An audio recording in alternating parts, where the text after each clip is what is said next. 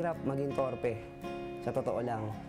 Minsan, yung babae, type ka na, sa sobrang katorpehan mo, nawawala ng gana sa'yo sa kahihintay. Mga babae, sila na yung nagpapakita ng motibo. Wala talaga. Pag type ko na talaga. Di ako maka-first move, ewan ko ba kung bakit. Matatakot ako na ma-reject. Minsan nadadown talaga ako pag yung mga ganong sitwasyon. Hindi siya masyadong nakikipag-usap sa mga opposite sex. Naging torpe. Pinakamasakit sa akin sa pagiging torpe, yung feeling na parang naiwan ka mag-isa. Segment na to, malaki na itutulong sa kanya para ma-improve yung kanyang, para mabawas-bawasan yung pagkatorpe niya.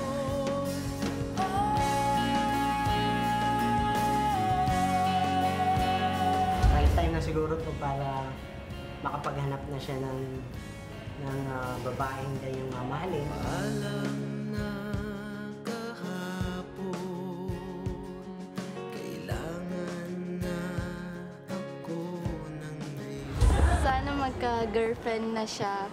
Sana mawala na yung pagkatorpe niya.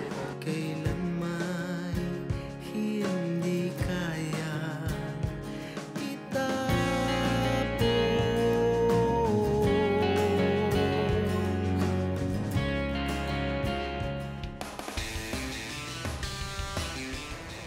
Nandito tayo ngayon sa Malate mga best men para kilalanin ang isang bro natin na torpe at hopefully matulungan natin siya.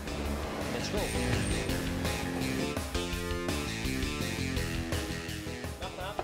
Yes, Jace, tuloy. Saan nagsimula ang pagkatorpe mo? Nung bata pa kasi ako, pagkagaling sa school, diretso lang sa bahay, hindi na ako lumalabas. So hindi ka na nakakapaghalubilo sa labas? Yes, at the same time, yung puro boys yung kapatid ko.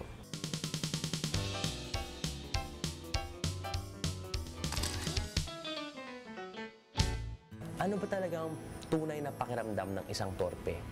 Yung torpe para sa akin mahirap eh. Parang may gusto kang ilabas na hindi mo mailabas-labas sa puso mo. Dahil ba sa hiya? Dahil ba sa kulang sa confidence? Or dahil sa takot ka sa failure? Yun, yung mga factor na yun, pwede yun. Matatakot ako na ma-reject. Siyempre, So takot ka sa rejection? yes, siyempre, malaman ng friends mo, nabasted yan, ganyan.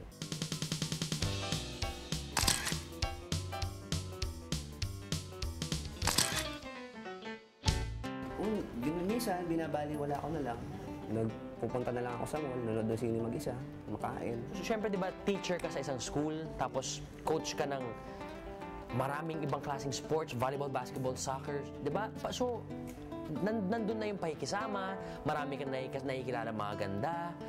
Pag may nakita talaga ako na isang type ko, magandang babae, yung tumibok na yung puso ko, hindi ko siya malapitan. Parang nag-freeze ako.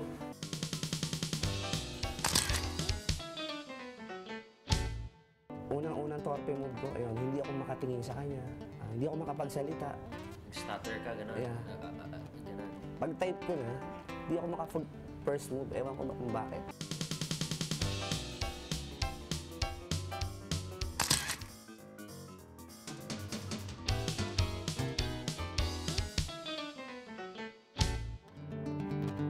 Pressured na rin daw si Ryan na makahanap ng isang partner. Siya na lang kasi sa 7 magkakapatid ang hindi pa nakakapag-asawa.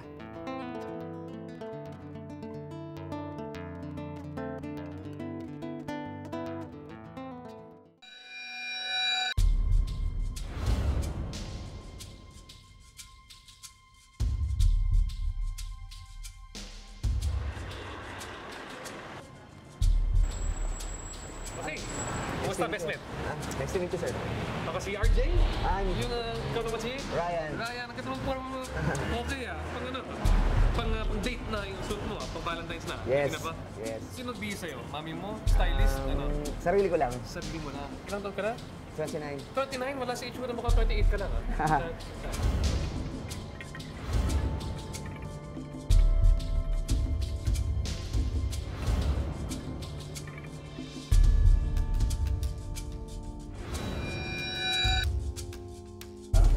Kailan ba yung mga yan?